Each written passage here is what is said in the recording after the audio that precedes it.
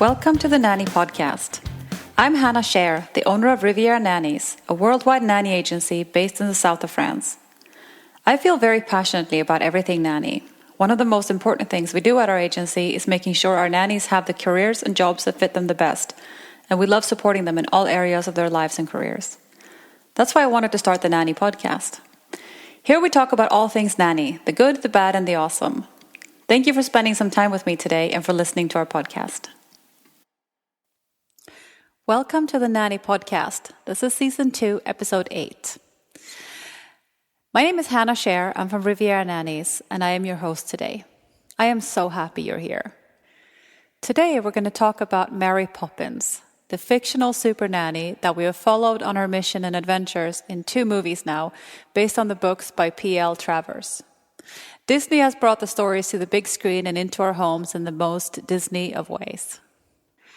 I hadn't watched the first movie until a few years before I started Riviera Nannies. I had a friend who just couldn't believe that I hadn't watched it, and it kind of became a thing, and really an event between us when I finally did. Thank you, James, for insisting I watch it and for introducing me to the amazing world of Mary Poppins. I think there are so many things in Mary Poppins that are great guiding principles for both parents and nannies. So many lessons and learning moments in big and small things and ways. I definitely feel both inspired and validated as an adult spending a lot of time with kids after watching Mary Poppins. Let's talk about a few of the awesome things. First, the Mary Poppins films talk about how sometimes it takes a team to raise kids, and there's no shame in that. In the 2 films, they address the change in nanny culture. In Mary Poppins Returns, we hear that nobody hires nannies anymore. And the idea that the relationship between nanny and family is one that both nanny and family need is mentioned. I think that's something we don't talk about a lot, not from that angle. When you question the constellation of relationships, I think you're approaching how amazing and humble really deep and real relationships can be. Acknowledging that we both need each other is a great start. Imagine if all nanny and family relationships started out by acknowledging that we need each other. How different would that be?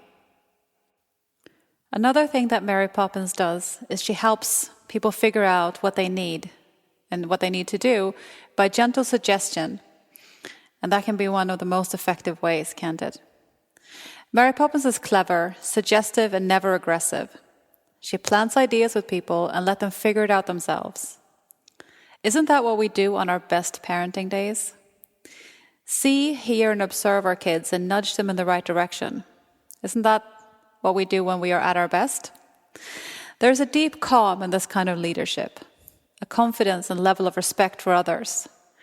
When we give others the space to be their best selves, that's pretty beautiful and powerful, isn't it? I think it applies to all kinds of relationships we have, don't you? It also talks about discipline and how discipline and good education is not in opposition to a rich imagination. Well-behaved kids are not curbed kids or don't have to be. Being smart and well-educated and letting your imagination take you on the most exciting adventures is possible even when you do your chores and learn how to be a contributing part of a family or society. Everyday events turn into adventures when you dive into the bathtub during bathtub time and then you go on an adventure together. I think insisting on magic in your life is a great path to your ethics, morals, and your education. Learning right from wrong and how not to only see right from wrong, but being able to identify and fight for what's right with all the magic and the beautiful places you go in your imagination is again one of the pillars of not only great but amazing parenting and nannying. I'm also thinking of the movie Life is Beautiful and all the stories through history where grown-ups have used imagination and magic to not only cope but to thrive in difficult situations. Allowing yourself to go with your imagination, creativity, and follow your heart without judgment is such a powerful lesson, both for us and for the kids. I think Mary Poppins is also about being a rebel for fighting what's right. I love how the slow, steady, and unapologetic the call for rebellion is.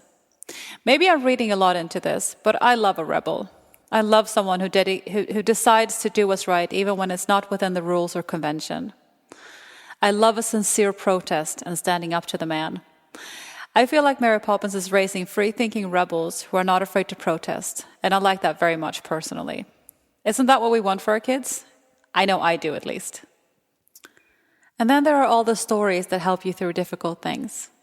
Giving kids stories to hold on to, letting them know that they're not alone and that the hard thing that they're experiencing will be survived is always a strong message in children's books, and no less than the teaching of Mary Poppins.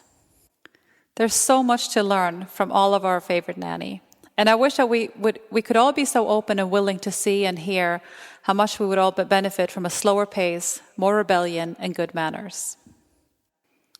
Thank you so much for spending some time with me today. Today's episode is brought to you by the Mama Toto Pregnancy and Birth Course from Mama Toto, the community for conscious mothers where support and community is everything. Take a look at mamatoto.info and see how they can support you. If you haven't already, head over to Instagram and follow us at Riviera Nannies. I'll see you next time when we're going to talk about showing our kids, not telling our kids. See you then. Bye.